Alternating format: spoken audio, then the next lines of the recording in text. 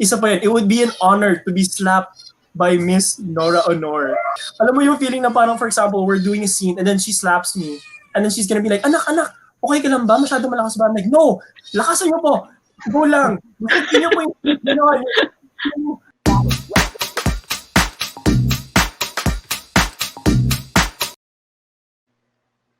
Hi Pepsters! Mga ma'am, sir, mga ate, mga kuya, nandito na naman tayo sa isang episode ng PEP Exclusives. And today, special lang mga guests na kasama natin. Pero bago ko introduce yung mga yan, sila, may kasama akong host. Please welcome Bernie Franco. Yay! Thank you, Nikko. Every December, ang inaabangan ng mga movie buffs, yung mga mahilig manood ng sine, is the Metro Manila Film Festival. And this year, kahit meron tayong pandemic, alam mo, tuloy na tuloy yung MMFF.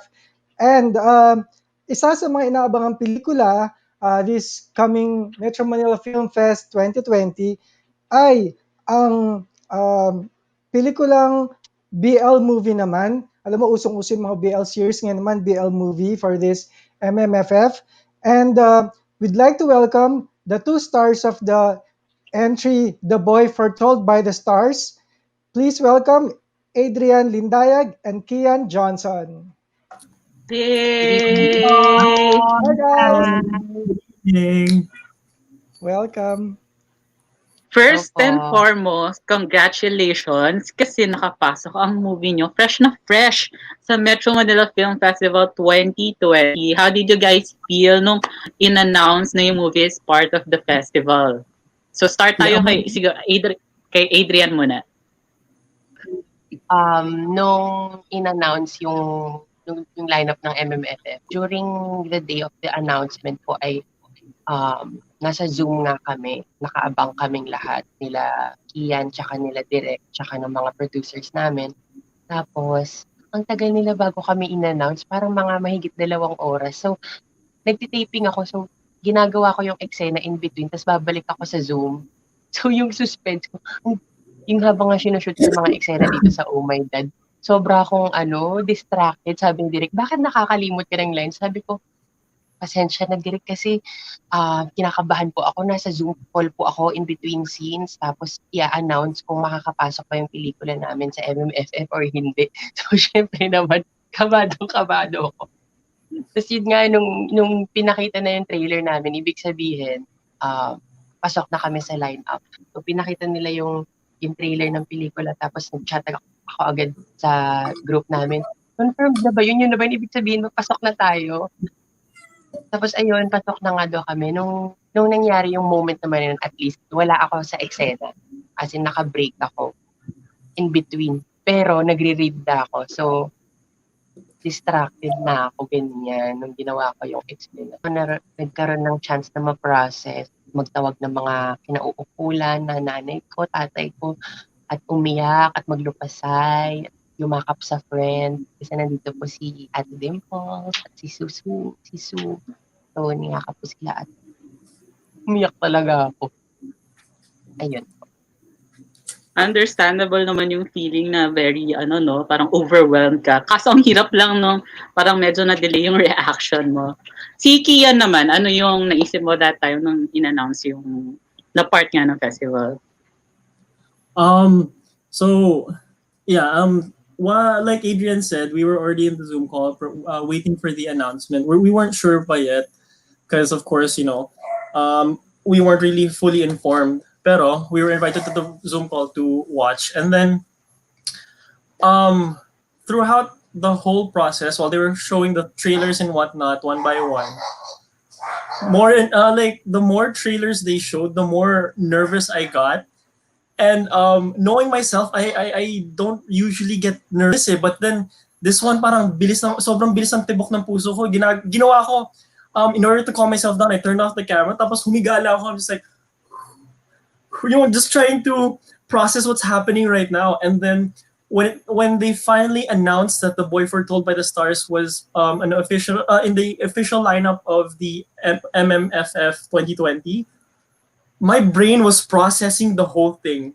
My mom was right next to me. she was there like punching my arm, like, oh my god, oh my god, oh my god, and I'm just there, just like, what, what? And then she's crying, and I'm still downloading. Then siguro mga 2 hours later, I was processing everything because of course we had to announce everything on social media, and then I took a moment to think, collect my thoughts and everything. And then that's when I started crying because I was just like, this is it. Ito yung pinaghirapan namin nila Direk at saka ni Adrian. Ito yung story na gusto namin ito sa buong mundo. It will come true na rin. Tapos, of course, it's a dream of mine din as an actor to be part of the MMFF. And it was all flowing through my mind, and I started crying. Hindi ko naman ang gagawin ko. And then my mom came downstairs, nakita niya, umiiyak ako. She's like, oh, ano anak, ano nangyari sa'yo? I was like, wow, parte ako ng MMFF. And then we were just all laughing and everything.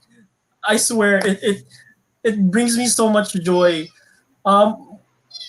To be honest, being in the lineup of MMFF is an honor in itself, and I thank everyone part of it, because without them, of course, we wouldn't be here right now.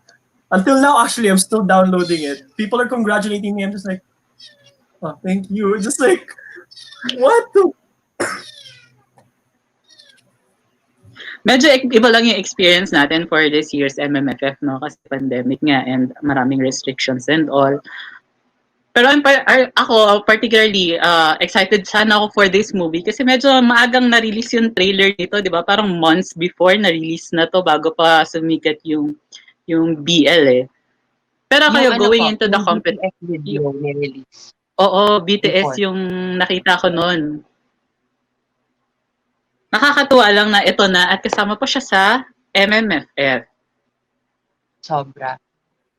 Parang hindi siya totoo kasi parang ang dami naming pinagdaan ng mga kung ano-anong mga butas na mahirap lagpasan, mga pagsubok at setbacks. Lahat din kami kailan ba to ipapalabas. Natapos kasi namin i-shoot to March pa eh, before the pandemic happened. So, it was supposed to show June.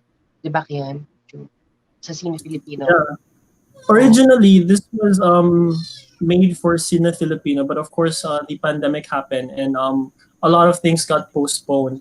But in a way, it's also a kind of blessing in disguise because imbis na we went to Cine Filipino. Diba? Oh my God! That's the perfect way to put it. This is destiny. Well, a lot of things could have happened, and I guess destiny has pointed us to this path. And I'm so glad na me, Adrian, and Derek, and the whole cast was lucky enough to be part of this whole experience. The movie Foretold by Stars pala ito. Siya rin. Diba? Oo nga. Alam mo, ramdam natin, Nikko, no, yung how overwhelmed pa si Adrian and Keann are. Parang feeling ko nga, parang ngayon lang in-announce na kasama sila sa MMFF. Pero alam mo, no, it's really an honor na mapasok sa Metro Manila Film Fest kasi ang hirap, no? I mean, for example, like Vice Ganda, every year kasama siya. This year, hindi siya nakapasok. So it's really an achievement makapasok pa lang. So my next question, alam nyo, kung titignan yung mga kalaban nyo, yung the other 9, ang mga bida dito, mga seasoned actors and actresses, mga multi-awarded, tapos meron pang superstar. So do you feel na na-intimidate kayo na bigatin itong mga kasabayan nyo? Sino pong maunang? Yeah. I actually me and my mom talked about that then na ang kasabayan namin ni Adrian is medyo mabigatin, veteran actors, people who have been in this business longer than we have. And sa totoo lang, ganun din. It's an honor to be put into the same level they are then. It means that it also shows that we work hard to get to that level din eh. And we also talked how sana lang we get to work with these veteran actors. For example, with John Arcilla, he is a very good character actor, and I really wish I could work with him in the future. Tapos, Miss Nora Aunor, my mom and I talked about it na isa pa yun, it would be an honor to be slapped by Miss Nora Aunor. Alam mo yung, ay sorry, hold on. Alam mo yung feeling na parang, for example, we're doing a scene and then she slaps me and then she's gonna be like, anak, okay ka lang ba? Masyado malakas ba? I'm like, no, lakasan niyo po. Go lang. Gusto niyo po yung gano'n. Parang nagpa-fanboy ka, gano'n. Ganun yung nararamdaman ko. Pag sinampal ka ni Nora, no, pak, more. Charing. Sige pa, ano. Ikaw, Adrian. Ako din po, more than the intimidation, hindi ko yun inisip eh. Hindi ko kasi naisip na it's a competition. Ang nasa isip lang namin nun, ako nasa isip ko is, sobrang honored namin na mapabilang kami dito sa lineup na to. Tapos ang daming, there's Nora Aunor, nandyan sila, Paolo Abilino, yun. So, it's John Arcilla. So, it's an honor to be in the same lineup as them, all of them. And parang hindi pa rin siya totoo until now. So, parang nananaginip pa rin kami. At dahil dyan, syempre, pag-usapan na natin ang inyong movie, The Boy Foretold by the Stars. Medyo mahaba lang yung title, hihingil ako sa pagbigkas ng title, charing. So, can you tell us about your roles in the movie? Parang, first lead roles nyo ba ito, both? Start tayo with Adrian. First lead roles namin. Ako, first movie ko to. Ikwento nga pala natin yung role natin, no? Okay. Dito po sa pelikulang to, I play the role of Dominic. And Dominic is a high school student na achiever. And hindi siya naniniwala sa hula. Hindi siya naniniwala sa tadhana. Hindi siya naniniwala sa ganun kasi very logical siya. Until pinilit siya ng best friend niya na si Timmy. Pinilit siya na magpahula. Tapos dumating kami sa manghuhula. Ang sabi ng manghuhula, makikilala ko na daw yung soulmate ko next week. Doon sa susunod na linggo, merong mangyaring parang retreat ng organization na bahagi yung role ko na si Dominic. And this is where I meet Luke, who's played by Keann. Go, Keann. Keann, anong meron kay Luke? Okay, well, Luke naman, his character, this character I'm playing, he's sort of the athletic boy next door type. But he's somewhat introverted then. He keeps to himself. And he has this belief na the most important decisions in his life can be chosen by a flip of a coin. And malaking factor din yan to sa story na to because of course it helps him decide the pinaka-difficult choices he has to make. For example, if he wants to pursue a dream of his, he'll flip a coin, heads is yes, tails is no, and fate will decide if he's meant to pursue his dream or not. Ganon. And throughout this whole journey, of course, fate points him towards journey with the Lord as well, and that's where he meets his soon-to-be best friend, Dominic.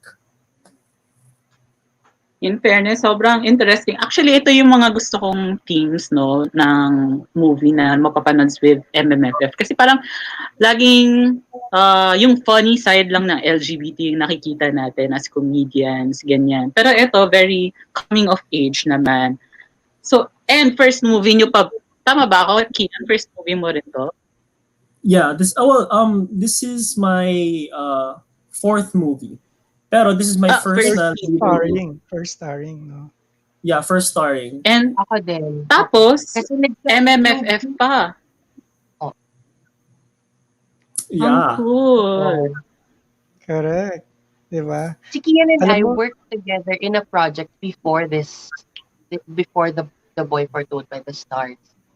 Kaya meron ng sense of familiarity. Pero yung project na yun, hindi pa kasi siya pinapalabas. So, mas I considered see. na mas Medyo, mauna to. Pero Yeah. medyo ayun, na-postpone yung din siya. partnership namin dito ni Keann, it's because we were familiar na with each other prior.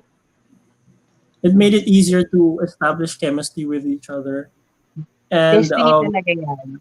yeah, destiny. Plus, to be perfectly honest, and I say this over and over, I don't regret working with Adrian because without him, I swear to God, he helped me portray my role the best way I can. And I feel like I feel like other people or other actors will give me that same feeling when doing this movie. So I think props then to direct to choosing Adrian. He's really perfect for this role, and he helped me portray my role as well. Is it okay to ask kung ano yung first project sana ninyo? It's a film by Direk Ricky Rivero, written by Kuya Ping Medina, and starring Katrina Legaspi, and me, and Keann, and Mariel Pamilipan. So, hindi Ang pa siya title is? nakapalabas. Your Road ba? Tama ba? Yeah, basta Your Road? Yeah, Your Road. And this movie has a small advocacy then, where it It's about the advocacy, bullying. yeah, The cyberbullying. movie is about bullying. So, it's very This the main, educational and yeah, maganda. the main audience for this was mostly students, right? They went from school to school showing this film. Nax. Parang alam ko kung saan galing yung Your Road ng Lion. Parang galing yun dun sa ano, 'di ba? Parang So Viral parang video. reality series na viral video. Pero bago, next time na natin ang pag-usapan kapag ipinalabas na focus tayo dito sa The Boy Foretold by Stars. Ayan. Correct. May tanong si Kuya Burns. Yes, o nga, no? Listening kanina to the roles that you are portraying, alam mo, may mga kilala akong ibang tao na they really rely on fate, destiny, dun sa paggawa ng desisyon nila sa buhay, no? Ngayon, I wanna ask, having said that, gaano kalapit itong pelikula nyo sa reality?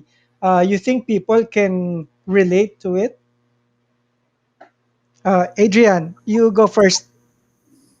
Ako, naniniwala din ako sa tadhana. Naniniwala ako sa destiny. And,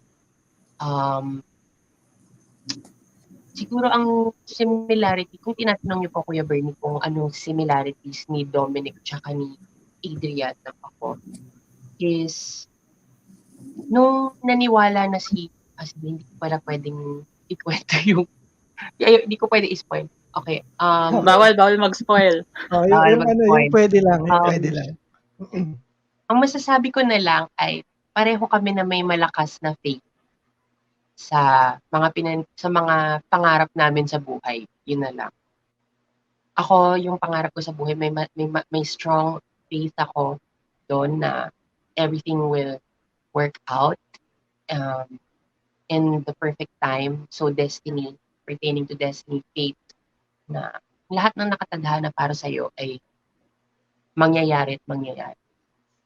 So, yun po. Yun ang True. Parang love life lang yan, no? Pag dumating, dadating siya rin. Pag para sa'yo. Pag hindi. So, sorry. Ayan, si Keann naman. Keann. So wait. The question was if there was any similarities to real life. Yes. How close is it to reality? Does it happen in real life? You think some people could relate to the story? I also don't want to give too much from the story, pero I'm not sure if Adrian said, sorry, I didn't really hear, pero this movie is based off a true story by someone we know very dearly.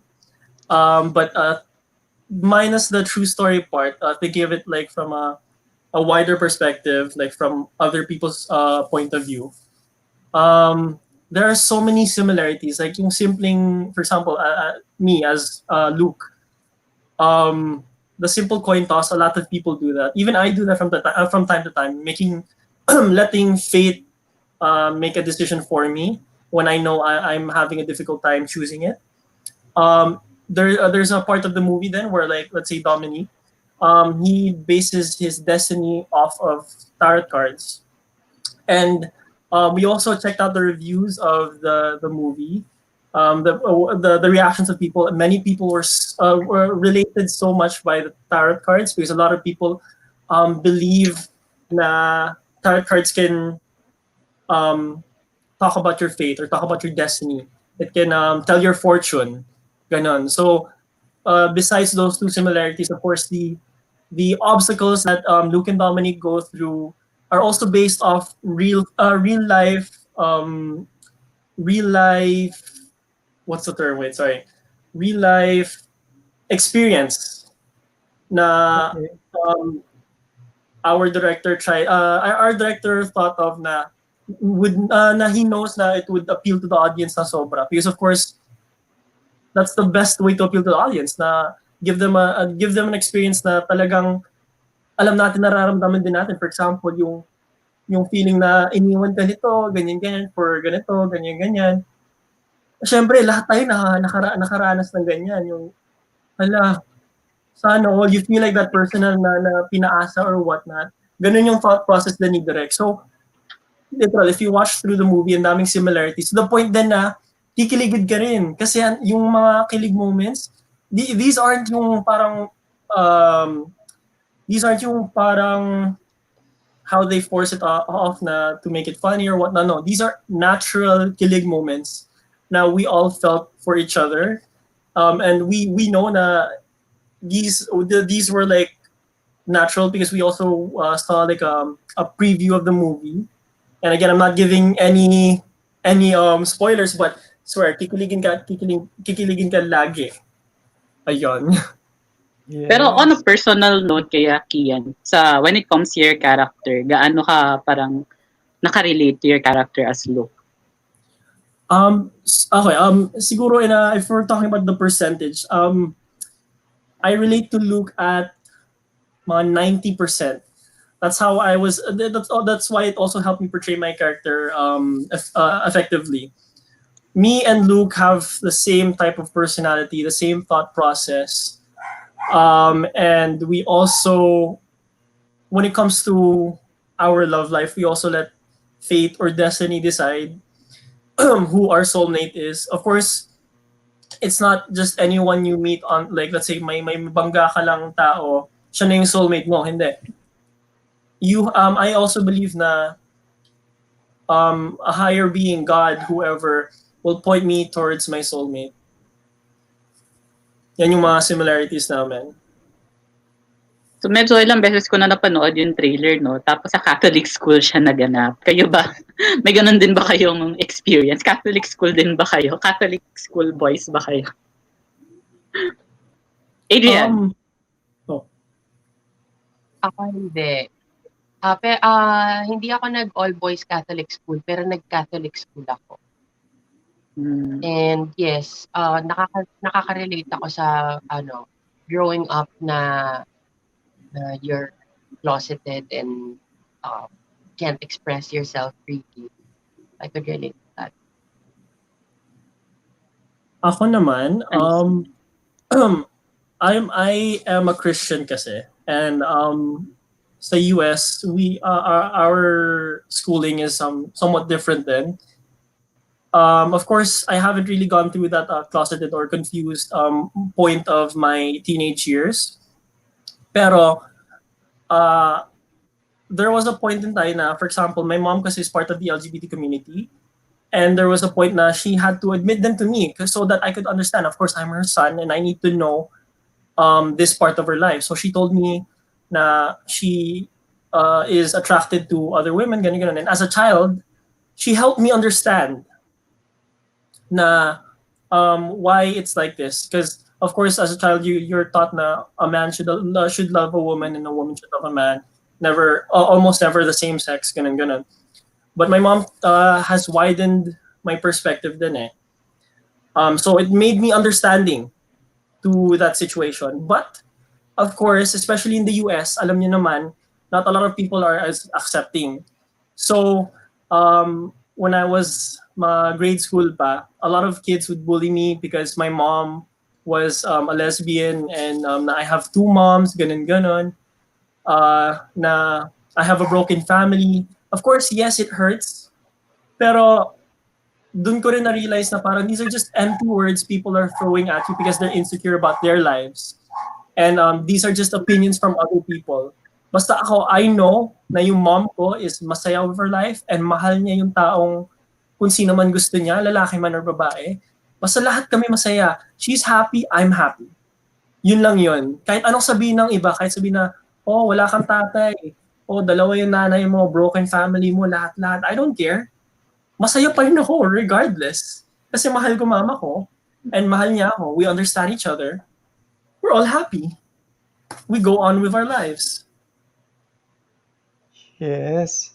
Thank That's you so happy naman. to hear, ano. O di ba, Thank you. hindi pa hirap mahalin si Keann.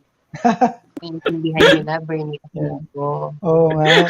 Thank you naman, Kian, for sharing a very personal story of your life, no? And then my next question will is for Adrian, no? In relation to that experience from Kian. But before I throw my question at Adrian, can I just say, Adrian, I truly enjoyed your episode for Small Talk with Golden Aceron. I really love that Gold episode. Aceron. Oo, si Gold, sorry. Yes. Gold Aceron. Golden na siya ngayon. Mas naging gold pa siya. Thank you. Sorry, Ako din Gold sobrang Aceron. nag-enjoy ako i-shoot yun. I love Super, that I enjoyed episode. shooting that. Mm-mm. Yun. I I'll go love to my working with next. PBA, Nay Omar. Si Nay Omar is our producer here also. And Direct Rod Singh, Gold. Thank you, Bernie. Yan, good job. So Adrian, no, you said kanina na before you were closeted. I just want to ask, ikaw, when it comes to your father who is also a known director, di ba, sa ABS-CBN, um, when you came out to him, was it a sentimental talk, or if it's okay for you to share? Definitely. Yes, definitely. Actually, shinare ko na po ito sa Magandang Buhay before. And I wasn't out until I was 18. College na ako nito, third year college na ako nito. At 1 month apart, kasi my parents are separated. They're annulled, and they're both married to their respective spouses. But when I was 18, of course, I had to. My mom talked to me about gender and sexual orientation, who are you attracted to, and that's when I came out to her. And a month after, si Daddy naman. Kami naman ni Daddy, growing up syempre bilang panganay, tapos ako lang yung lalaking anak niya, merong pressure yun na to conform.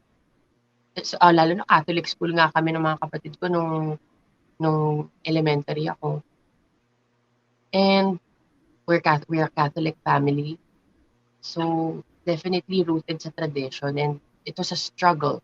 But my parents are young, and I guess they were noticing na tumatanda na ako, 18 na ako, and they want to know me as in yung tunay na ako. And so siguro sila na yung nag-initiate ng conversation na yun, na hirap akong gawin. So yun, tinulungan nila ako in that sense because sila yung nag-initiate. I'm thankful. In fairness. Of course, we all And know in that my dad is exposed. I mean, my dad is part of the industry, so he works with a lot of LGBT people. Yes. He's not prejudiced in that way. So, And in-embrace and naman ng parents mo, no? Wow, very supportive yung parents, ha? Congrats.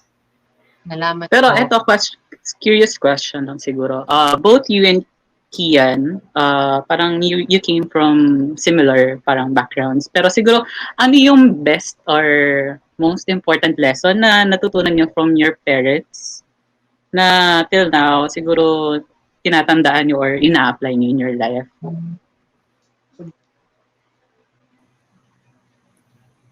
Si Keann, you wanna go first?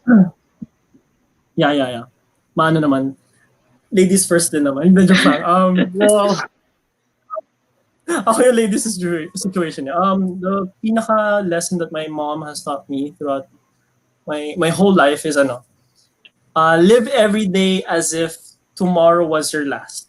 Meaning na, I mean, it sounds a bit morbid in a way because it's thinking na parang you're probably gonna die tomorrow. But no, think of it as the point of the quote is na to make every day last.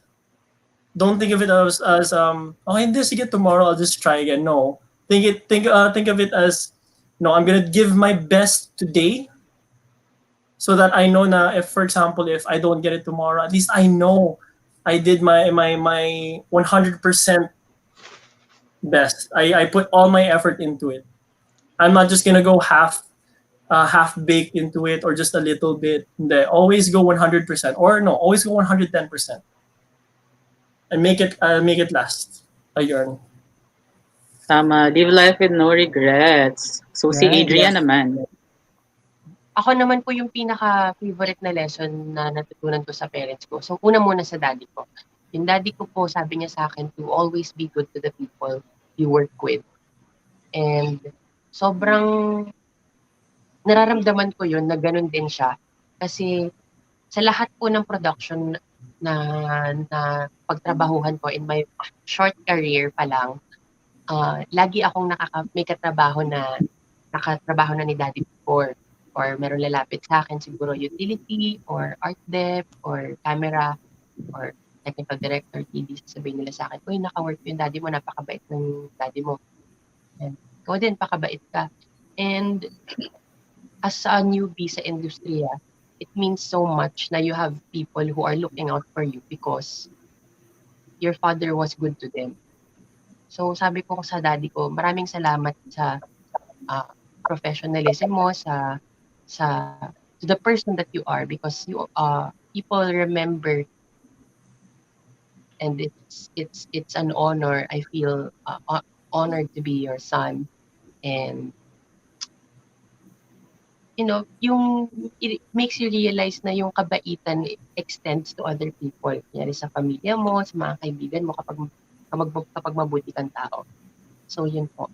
And sa mami ko naman, lagi niya sinasabi to never forget to thank the Lord. So, kahit na I'm having a very bad day, kunyari merong nangyaring aberya, or pagod ako, or kahit ano na negative, kailangan bago matapos yung araw, pagpasalamat ko lahat ng kailangan ko ipagpasalamat. So, yun. Napakaganda nun kasi it keeps us grounded, it keeps us aware na it's a life with blessings. You're alive. You know, I have my mommy, I have my sisters, I have my dad. Yung ganun. Wala pa natitears siya. Yes. Anyway, Appreciation for life. Since you mentioned parang naka-work mo rin yung mga naka-work na previously ng dad mo, parang meron ba nung parang pressure na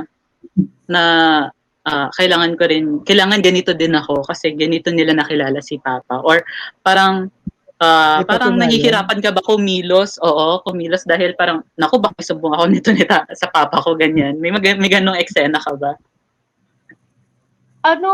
Wala naman din kasi open naman ako sa daddy ko, tsaka kung gaano kamahal ng tatay ko yung industriyang to, ganun ko rin kamahal yung industriyang to. And I grew up here, I grew up around movie sets and TV sets, so I love it as much as he does. And kung pressure, lagi kong ginagalingan, and alam niya yon, lagi nating ginagalingan kung saan man tayo dalhin. Kung ano man trabaho or role ang ibigay sa atin, lagi nating gagalingan. Yun yung confident naman yung tatay ko sa akin doon, at ako din naman. I will make sure. Yeah. Siguro, if anything, it's a reminder, a constant reminder that na hindi ka pwedeng loko, or yun, keeps you, parang yun yung anchor mo. In fairness sa dalawang to, well-rounded talaga yung personalities nila, no? You were Actually, raised well. Si Adrian pag nagkukuwento parang ano 'no, parang nasa MMK ako tapos si Ma'am Chari naririnig ko nagkukuwento. Medyo gano'n yung vibe. Good Sharing ba lang. yun? Oo. Good yun. Okay yun. Basta good yun. Okay. Ma'am Charo yun. Correct. Charo, hello, kamusta po kayo, Ma'am Charo? Tama. So next question naman kay Kian, no? Well, you shared kanina your experience. I mean, your mom is a member of a LGBTQ community, no? At this point of your life, may mga struggles ka pa ba? Or may mga challenges that you face in your daily life um, with the fact that your mom is a member of the LGBTQ community? Um, so unlike before, when I was a kid, of course, yeah, I was bullied because of the fact that my mom was a part of the LGBT community. But now, as I grew older, I think our society grew as well because now people are a lot more open than they were before. Before they were really adamant about the fact that a man can love another man or a woman can love another woman. But now we've expanded to the point now we have Pride Month where we can celebrate it every year. So being that sobrang open na natin, sobrang accepting na tayo with the fact na we have the LGBTQ community, nalilesen na rin yung problems ko sa everyday life. Like, no one bullies me anymore because my mom's a lesbian because we all accepted it na. I don't know what other hurdles I could put kasi yun lang naman talaga yung pagbubully. So yeah, no more problems. Super masaya na ako to the point na even I support it. Of course, that's why I'm doing this BL film. Good to hear. And with that being said, since BL film nga siya, and this year talagang nag-boom yung BL content with the rise of Thai BL, di ba? And recently, naging sikat din yung mga digital series na BL. May pressure ba? Or parang may may confident ba kayo na people will also watch your film since BL is on trend nga? Right. Of course, yeah, there is some part of us, and I think Adrian feels the same way na medyo kinakabahan pa rin kami kasi of course, even though we have a lot of good reviews sa trailer and whatnot, there will also be the critics na will really look at this movie in a lot more specific perspective than all of us do. Parang they'll have to look at every little details and critique our work, critique the story, the writings, and everything else. And of course, we also consider yung mga ganun na feedback eh. Because of course, it also helps us become better actors. So medyo scary yung fact na baka mamaya there will be bad feedback. But of course, I know me and Adrian and of course Direct then did our very, very best to make this movie the best that it can be. So I'm also confident na wala rin masyadong bad feedback. Yun. Ako naman po, nung sinimulan namin tong proyektong to last year pa, hindi pa masyadong uso yung BL dito sa Pilipinas. So, wala yun sa utak namin nung ginagawa namin tong pelikulang to. Walang competition. In fact, nung ginagawa namin to, ang naisip ko is pressure to represent kasi kakaibang story ito eh. Parang binibigyan tayo ng love story na nung time na yun kasi wala pang kaya sa pelikula, wala pang Hello Stranger, wala pang Game Boys. Parang bago na nakikita natin na dalawang high schoolers na lalaki na nag-iibigan. So, it was an honor and a pressure to represent, but more than that, there's also sense of responsibility na, uy, galingan mo girl ha, kasi syempre, uh, pelikulang magre-represent ito, kailangan galingan mo. And bukod doon, ngayon, what I feel is confidence kasi lahat ng bahagi ng pelikulang ito ay binigay ang buong puso nila sa trabaho nila. Buong cast, si Direk, of course, the script came from him. Napakaganda ng script. Lahat, yung PD namin, yung production design team, yung camera, yung DOP namin, yung costumes, everyone, yung audio, yung editing, yung post, lahat binigay, yung music namin, binigay nila yung buong puso nila sa proyekto to. Kaya doon ako confident that this film is a labor of love. O yun. Added pressure ba na nag-trend kayo kaagad kahapon sa Twitter na nung na-announce pa lang? Na-pressure ba kayo? Na-excite ako. Na-excite ako kasi matagal na din tong tinatanong ng mga tao na kailan ba yan ipapalabas? Saan ba yan ipapalabas? And for the longest time, we couldn't answer them. For how many months, di ba? Simula nung October. Or when did we start? I think December last year pa or January kami nag-promote ng pelikulang to. December, no, Keann? Yeah, December. A year ago. So, di ba? Ngayon may sagot na kami. Dito po tayo sa MMFF 2020, mga kapatid. Don't forget to watch it, December 25. Woo! Wow, grabe. It's worth the wait pala. Oo, totoo yan. Well, sabi nyo kanina, di ba, sabi nga ni Nikko, maraming nag-react positively, nag-trend agad. So, as early as now, it's making a big impact on your audience. Pero, para sa inyo, Adrian and Keann, gaano kalaki yung epekto ng pelikulang ito sa inyo personally? Adrian? Hindi ko po mawari. Hindi ko alam kung saan ako magsisimula.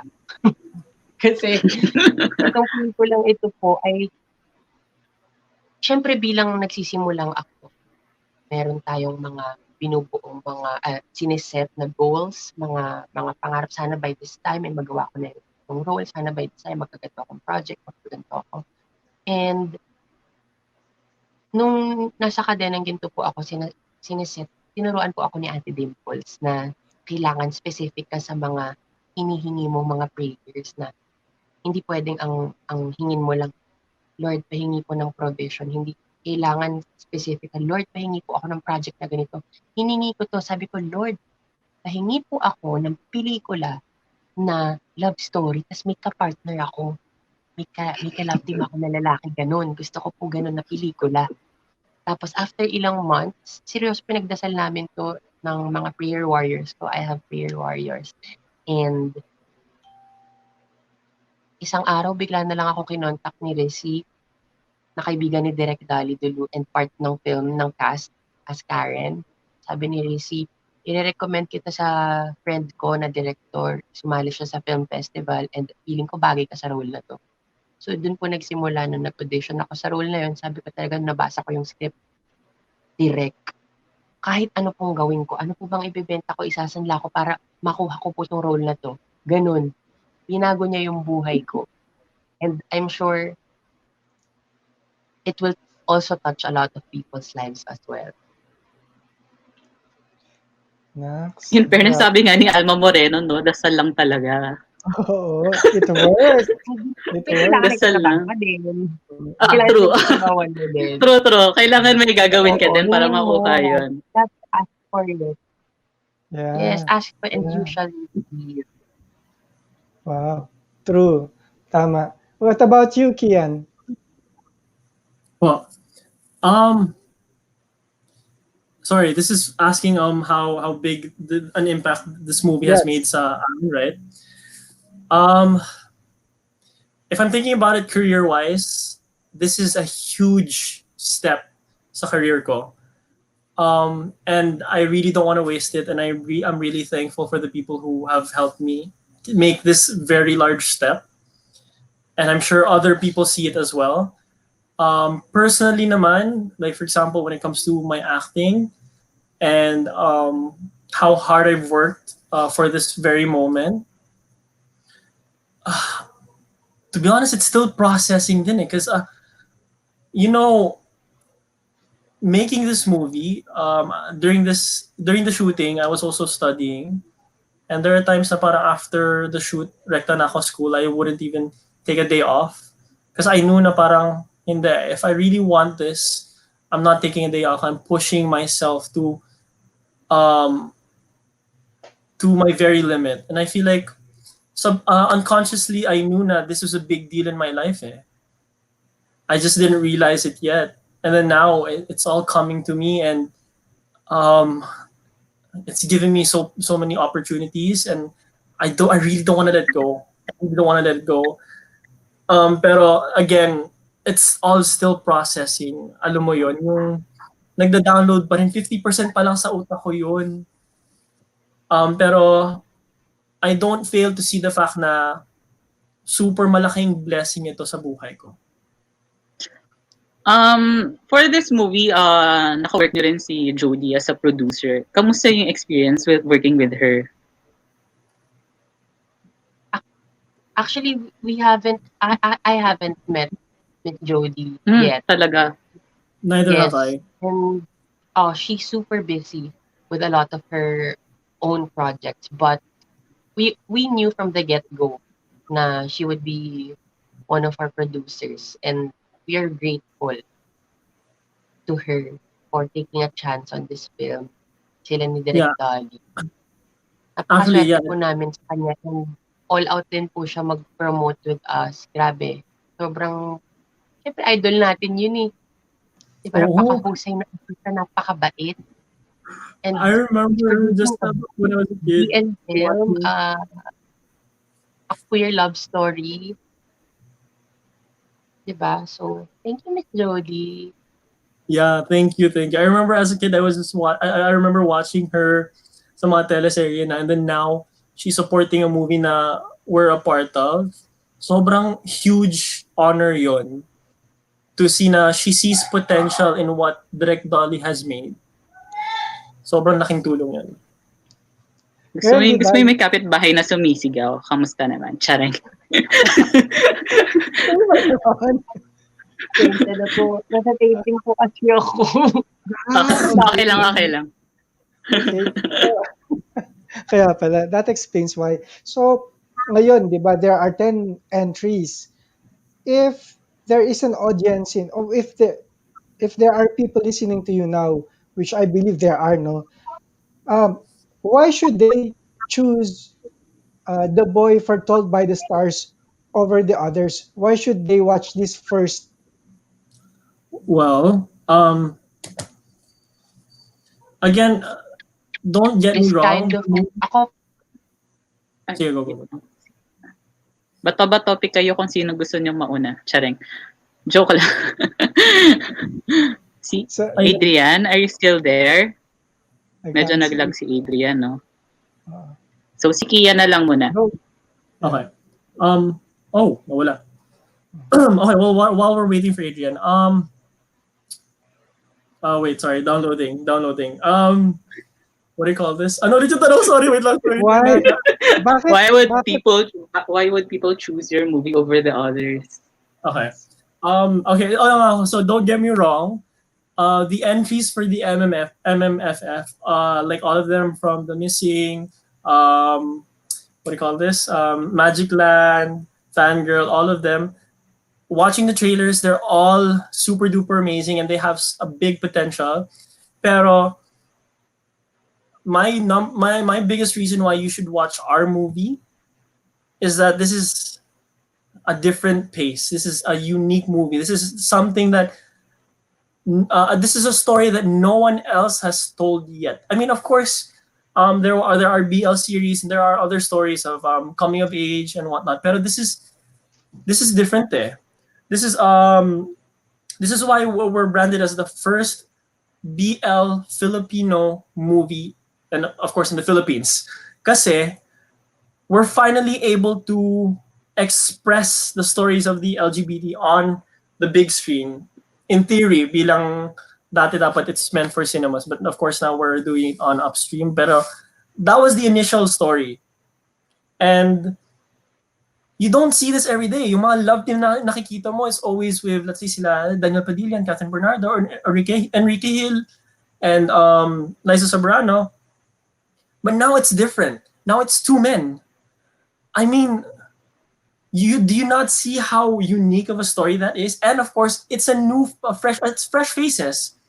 Of course, me and Adrian are new members in this big industry, and we're finally being recognized for our work. So who would not appreciate a fresh face? Hi, Adrian. Welcome back. Ayan. That's why. Unique movie. Pasensya na. Oh, di ba? Puzzle tayo, ikot-ikot lang yung frames. At dahil dyan, it's your time to shine, Adrian. So, balik dun sa question, why should people choose The Boy Foretold by the Stars compared to the other MMFF entries? Dapat pong piliin ng mga tao yung pelikula namin kasi number one, it's a labor of love. Makakasiguro sila na it's a labor of love of everyone involved in the film. And second, and more importantly, it's because it's a story that we have all been waiting for. This kind of story is long overdue. Matagal na po natin hinahanap yung mga ganitong klaseng pelikula. At ngayon meron na po tayo. And sana po ay hindi kayo ma-disappoint. Sana po matuwa kayo. I'm so excited for you to see this beautiful film. Eto curious question lang, since you guys mentioned na hindi kayo dito una nagkita sa project na to. Pero what was your first impression of each other? My first... sorry. Sorry, go. Adrian. Kasi ako. I found Keann, very chill, which I like. Parang relax lang siya, and hindi siya yung relax na maere. May mga ganun eh. Siya yung relax lang na, tara, work tayo. Uy, I'm so happy to be here. I'm so blessed that I have work. Ganyan. Yun yung chill, yung pagka-chill niya. And he's nice to everyone he works with. Keann naman, your turn. My first impression of Adrian was he was a very outgoing and passionate person. Because seeing him work, I could tell he loved what he was doing. We during yung click, like, and share, we knew each other. But of course, kasi in the story, ang best friend niya was si Trina. So they were mostly the ones hanging out throughout. Pero we were during on set or yung on camera, I could tell he took his work very seriously. He was very passionate about what he did. And then when I finally got the chance to talk to him, he was such a kind person. Sobrang saya niya kausap. And he gave off a very positive first impression para sa akin. Actually, yun din yung first impression ko kay kay Adrian. Very parang sobrang lambing niya. Diba? Sobrang lambing niya lang magsalita. Yeah, ang sweet, legit, super. Pero kayo guys, how did you build the chemistry going to this movie? Nagkaroon ba kayo ng parang chemistry workshop? Ganyan? Yeah, we did a small workshop then. It was mostly to familiarize ourselves. Building the chemistry, to be honest, wasn't that difficult then because, of course, again, we knew each other from a previous film.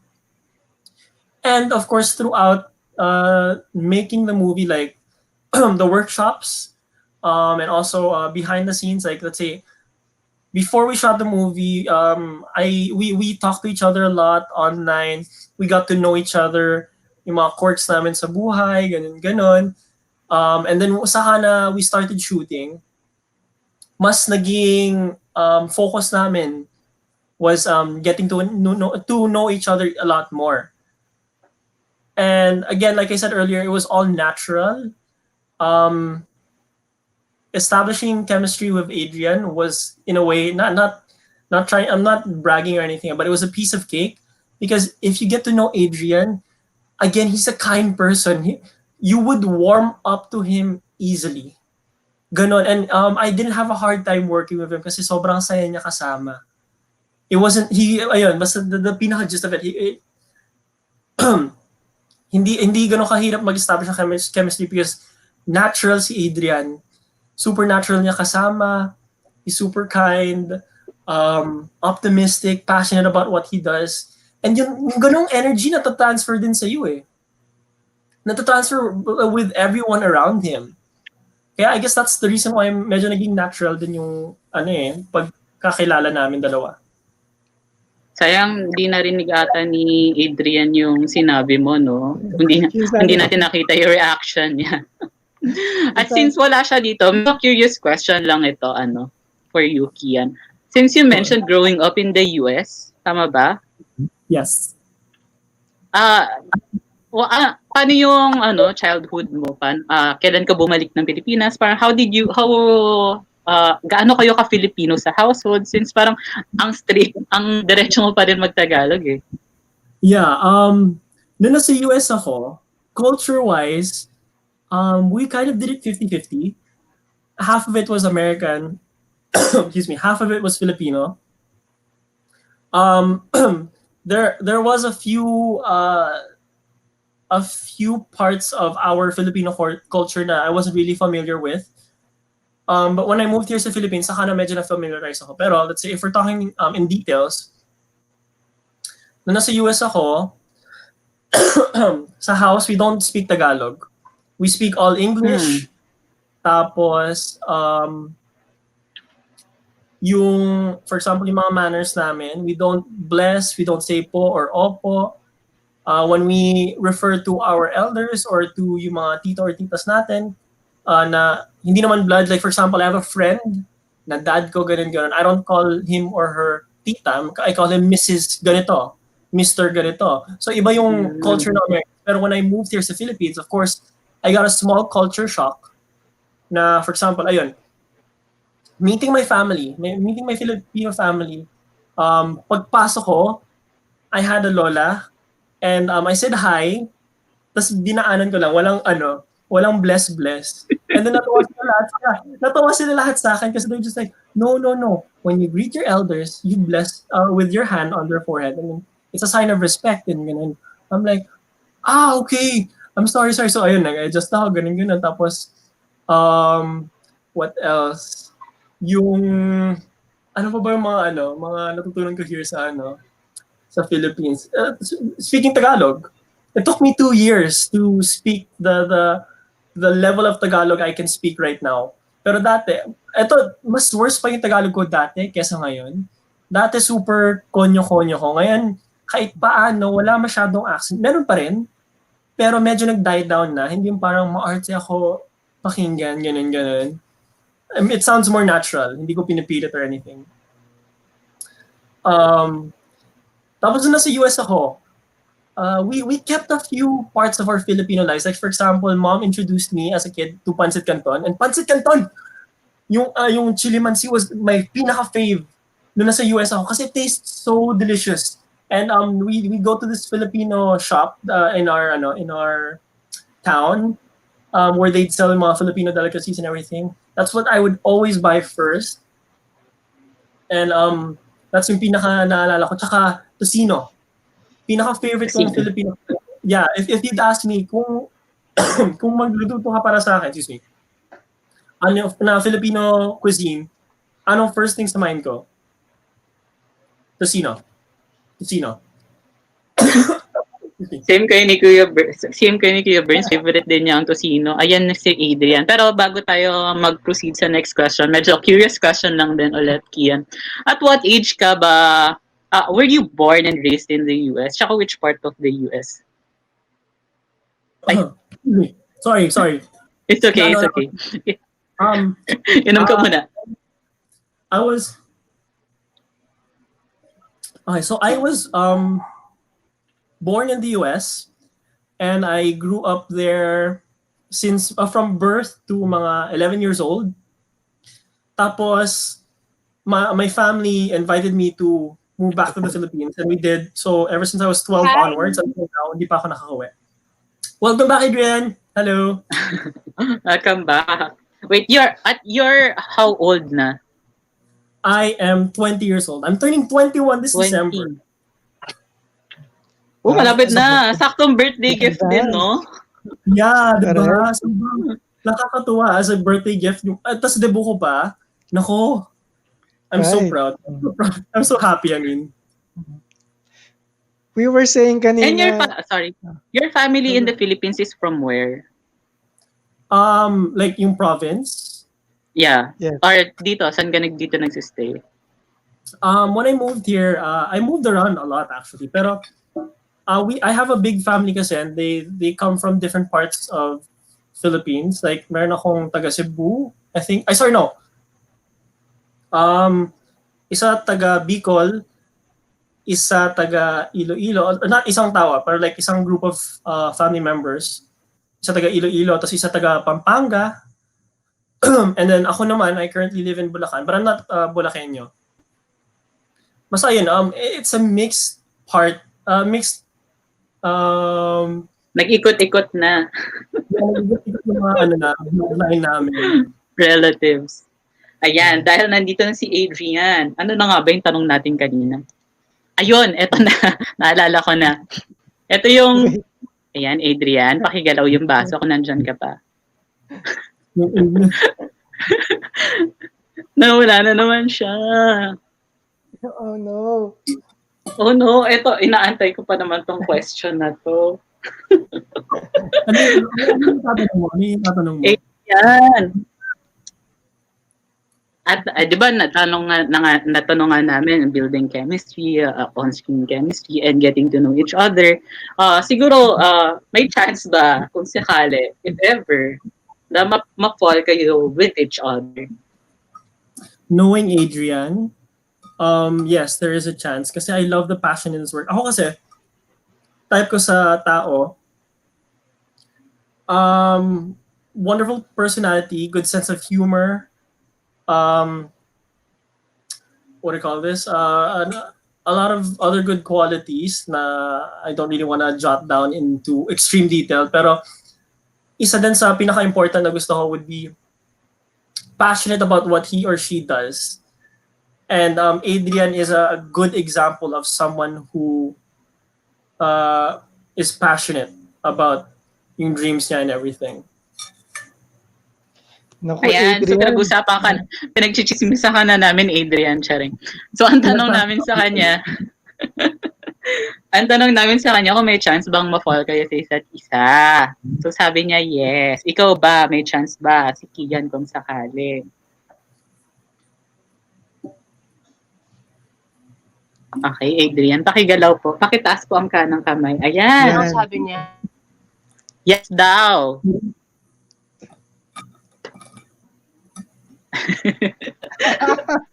Technical problems.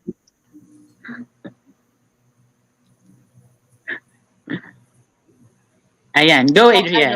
Kung may, ako ba, sasagutin ko ba? Yes. Oo. Ako, basta hindi ako napapol sa straight. At saka, basta hindi ako napapol sa straight. At,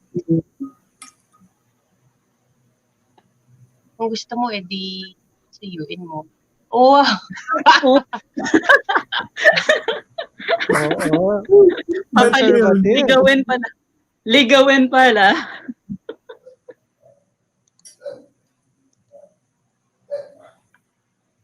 Ay, ayun. Medyo nag-lag po tayo ulit, Adrian. So, next question, Kuya Brent. Umabot Ayan. ba yung mga sagot ko? Umabot yung sagot. Umabot ba yung mga sagot ko? Yes. Oh, loud and clear. Okay. Mukhang nag-iisip na tong si Keann. Char- Okay, next question.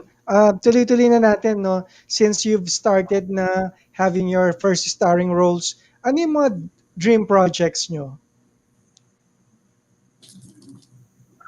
Si Adrian muna bago siya mawala. Correct. Adrian, go first. Ako po, dream projects, so marami naman, no? Dream ko po magkaroon ng teleserye na gusto ko parang love story din na teleserye. Siguro groundbreaking yun. As in, sa free TV, yun talaga yung magiging tunay na groundbreaking. Bukod po doon, gusto ko po gumawa ng horror movie. And gusto ko makatrabaho si Maricel Soriano tsaka si Judy Ann Santos. Yun. Wow. I-claim mo na yan. Oo, kasama yan sa prayers ng mga prayer warriors mo din. Si Keann naman.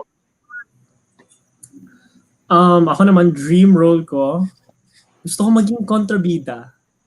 Alam mo yun, yung go outside my comfort zone din. Kasi I'm always seen as a good boy, yung boy next door type of guy. Yung parang hindi mo kaya magalit, gano'n.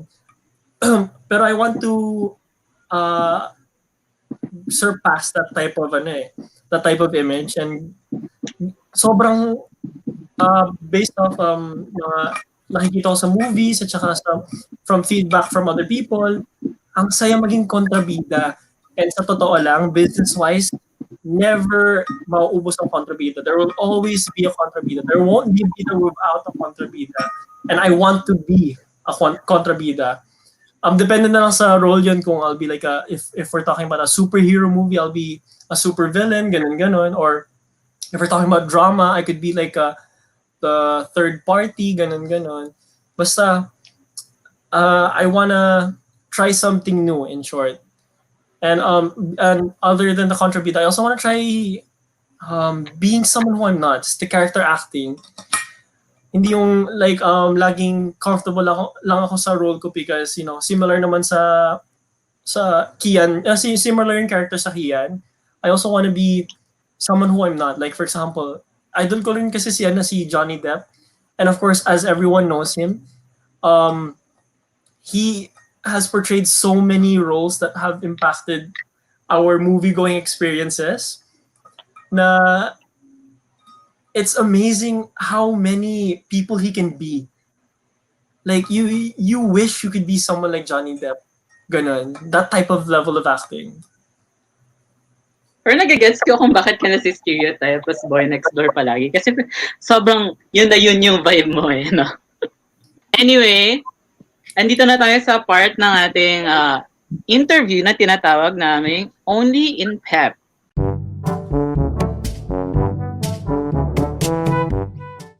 So, bali, ang challenge na to ay tinatawag namin ako yun or di ako yun.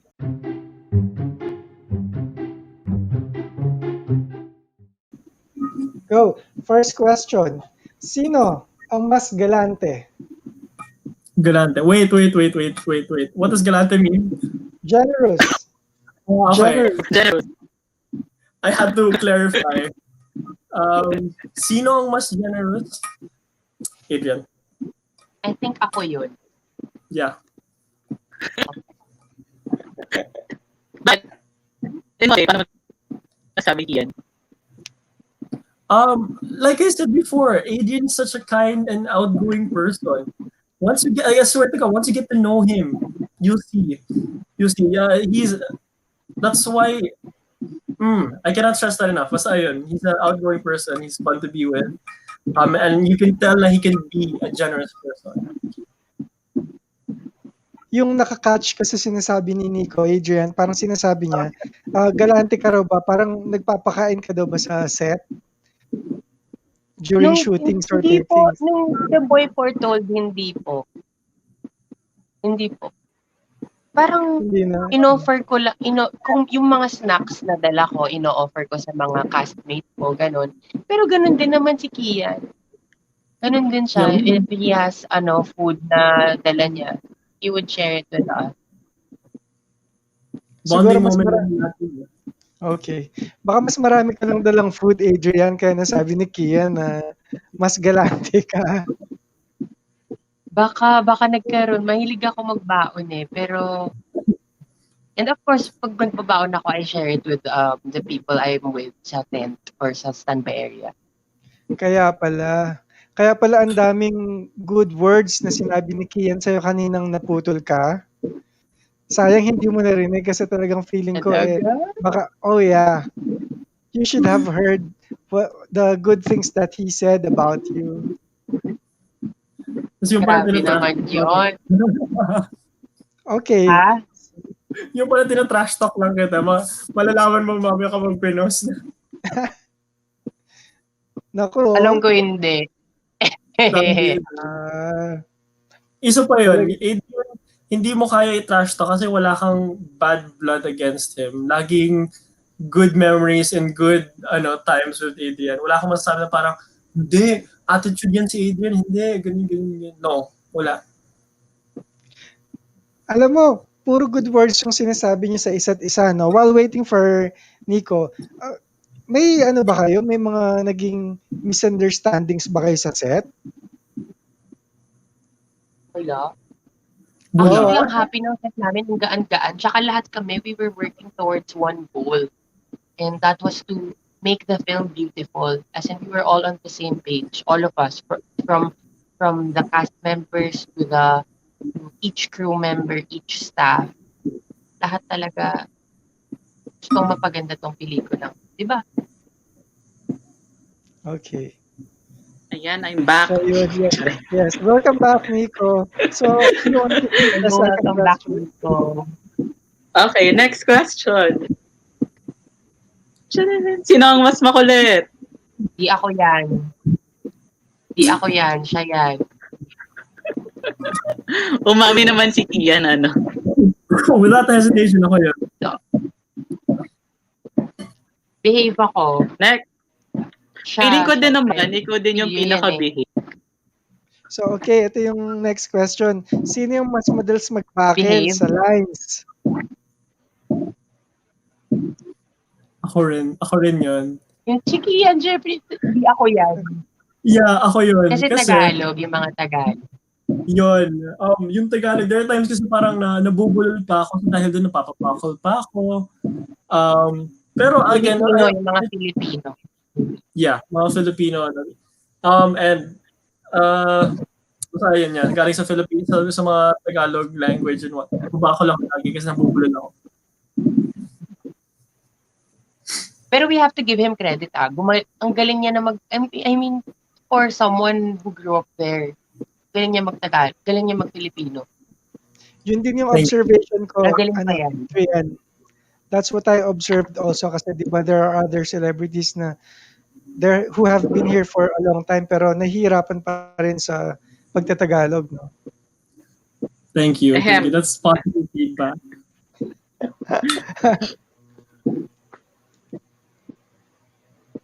Oo nga, kaya parang ang tagal nga din parang feeling ko mas matagal nang nandito si Keann, hindi lang parang dito na rin siya lumaki tapos parang sa Lasal lang siya nag-aral ganun kaya ganyan siya mag-English.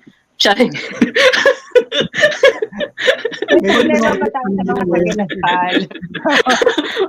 Wala naman tayong problema sa kanila. Next question. Sino ang laging pinapagalitan ni Direk? Di ako yun.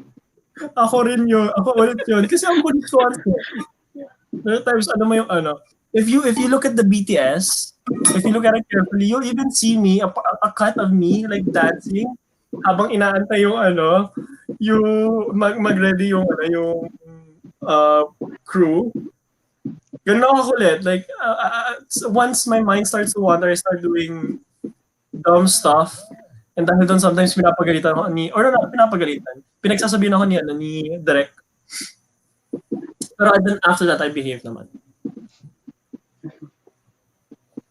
Parang ang bait-bait ni Adrian sa set. Parang kasama mo si Mama Mary pag kasama mo siya.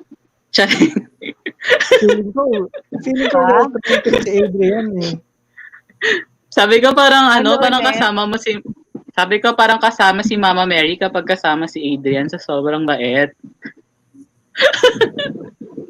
Joke lang. Hindi kulit ko rin kaya. Makulit din ako. Sabi ko naman, Next question. Okay, next question. Sino ang masandal tulog? Yung mabilis matulog. Masandal. Masandal tulog.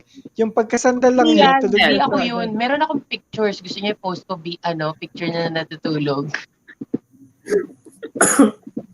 Wait lang. I-expose ko rin sarili ko. Hindi ko lang po makikita ito. Wait lang. I want to expose myself then. I have like several pictures of my classmates taking a picture of me mid-sleep. Ganun ako kabilis makakakuha ng tulog. Ikaw nga. Kahit na natutulog eh. Kahit nga nakatayo. In kaya fairness sa mo mga tulog. questions natin so far, si Keann yung nalalaglag, ano? Yeah, kasi Namumuro siya eh. On and off set. Ito. Wait. I don't know if you can see. Wait. Ayun o.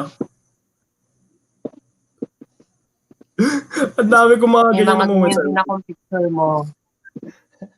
Ilalabas ko yan pagka lumabas na yung Expose ko na sarili ko. Ang daming ebidensya. Yun nga eh. No, hindi ko nakita. Naglag ako.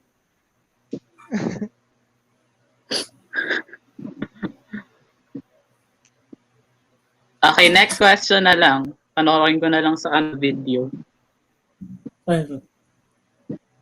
Hindi ako yun. Sino ang laging Siguro kumakain? Hindi ako yun. I don't think ako rin yun kasi Machiki yan. yeah, siguro if we're talking about who eats the most, probably me. Pero hindi rin ako masyado kumakain on set kasi I'm a bit paranoid sa pagkain. Alam mo yung feeling na parang baka mamaya mid-scene, biglang sumakit yung chan ko. I think about that din eh. Mag small stuff like that. Pero yeah, between me and Adrian, matakaw ako. Mas matakaw ako. Ikaw yung Pero mas kaya matakaw. naalala mo na. Pero naalala mo, Keann, nung time na sinushoot kasi namin to, we had to be high school students, so we had to watch yung kinakain namin. Yeah. So, ayun. Medyo ingat din nung time na nag-shoot kami. Pero pakiramdam ko kung ngayon natin sinut yan, ang lakas ko kumain. Malakas talaga ako kumain eh. You should have seen, Adrian said I made extra effort for my role, for Dominic to really lose the weight and to transform into a high school student. Ang hirap din nun, no? Parang sobrang galing ng mga artistang ganun yung preparation talaga for the roles na talagang tipong naglo-lose ng weight para to look a certain way, to look For their their character. role, Yeah. Ang galing, nakakatuwa. Okay, next question. Sino ang hindi nauubusan ng energy?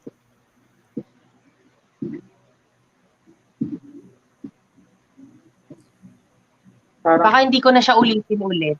Yun na yung huling beses na gagawin ko yun. Yeah.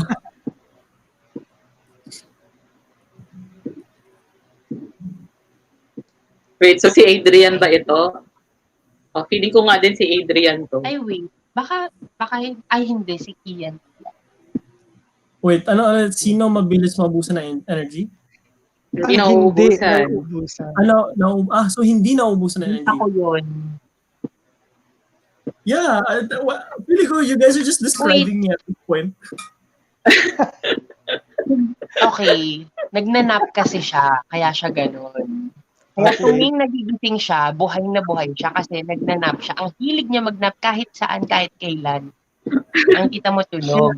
So, nauubusan Nagre-restore din naman pala siya siya. dahil iniipon. Oo, nagre-restart siya. Nagre-restore pala siya ng energy. Kaya natanong ako kung sino mabilis. Akala ko yung tanong sino mabilis maubusan ng energy. Last few questions. Go Nikko. Sino ang masungit pagpagod?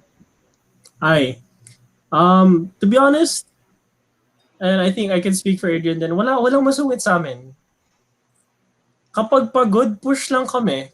And there are times na during the shooting, nauubos, like, of course kasi shooting namin sometimes starting from, let's say, 2 a.m. until, let's say, 5 a.m. the next day. Kahit super pagod kami, hindi kami masungit. Because that's how dedicated we are doing our roles, na parang we always have to push ourselves beyond our limits. And ganoon din si Adrian. Hindi siya nagpapa-apekto ng pagod sa set mismo. Actually, to be honest, you can barely tell if he's tired or not kasi ganun din eh. He's very passionate to the point na he has enough energy to keep going.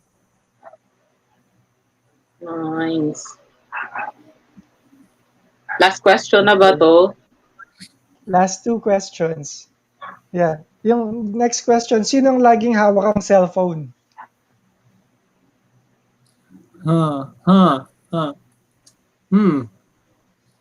Isa pa to. That's a good question. Wait. Ako Eto, I think, ayan. Umami na siya. Ang ganda ng pasok mo, Adrian. Perfect ng pasok. Perfect na pasok, biglang, boom. Ako yun. Ako yan. Sige. Bakit ka laging nasa Yung time kasi phone? na yun, ang dami kong ginagawa. As in, meron akong musical, nagre-rehearse ako for a musical, tapos patapos yung Kadenang Ginto nung time na yun. Tapos, it was just a lot. When we were filming The Boy Foretold by the Stars, ang dami niyang kasabay sa buhay ko. Ang dami kong ginagawa. Halos hindi ako natutulog. So, yun. Checking stuff. Grabing sobrang work mo, Frank. Pahinga ka din, ma'am. Grabe pala. Siyempre ngayong pandemic, nakapagpahinga tayo ng sobra-sobra, no? Kasi ayaw natin True maramdaman yan. yung ganong klase pahinga. Gusto na natin mag-work fully. Tama ka rin naman. Last question. Sino ang love life sa set? Ang love life sa set? Wala rin eh. Hindi ako yan. Hindi rin ako yan. Wala kaming love to bring the shooting. It's a very professional set. Yeah. Wow. Ay, wait. Merong may trivia. Yung may cast members kami, si Karen tsaka si Andoy, si Chrissy Reyes, and si Vic Robinson III. I think they've been together for 8 years. Tunay na magjowa sa tunay na buhay. Sobrang tagal na nila. And yung mapapasana all ka sa relationship nila. And plus, if you see them work together, you can tell that they're really supportive of each other. Sila na ang love life sa set talaga. Oo. And usually their social media, they do so much things together, like they work out together, and they work in theater together din, di ba? That's where sila nila Adrian. Basta you can see mapapasana all ka sa energy nila. Ayan, that's our last question, guys. Thank you so much. Pero bago natin tapusin ng bonggang-bongga itong ating interview, I'll give this time for you guys to promote and invite our viewers to watch your movie. Let's start with you, Adrian. Hello po sa lahat ng nanonood ng PEP Exclusive interview na ito. Iniimbitahan po namin kayo na manood ng The Boy Foretold by the Stars sa December 25. Kasali po yan sa Metro Manila Film Festival 2020. Give this love story a chance. And hashtag love wins this Christmas. Diba? Merry Christmas! Love wins! Yes. Go, Keann. Keann. All right. So hi guys. My name is Keann Johnson. My character in this movie, The Boy Foretold by the Stars, is known as Luke. And I'm inviting all of you guys to watch this very special movie that we all prepared for you guys. You guys can watch it on December 25th on upstream.ph.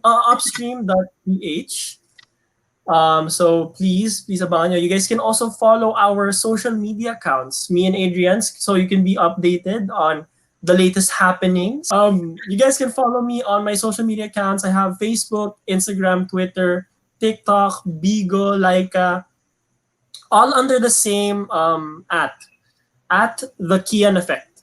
Spelling ng Keann is right here. Ayan. And again, don't forget to watch The Boy Foretold by the Stars. Woot woot! Well, ano na nangyari kay Adrian? Nawala na si Adrian, hindi na siya nakapag-extro. Pero guys, ito na, ako na lang mag-extro for him, no? Feeling ko hindi na siya makabalik. Follow him sa kanyang social media accounts at Adrian Lindayag on Instagram. Tama ba?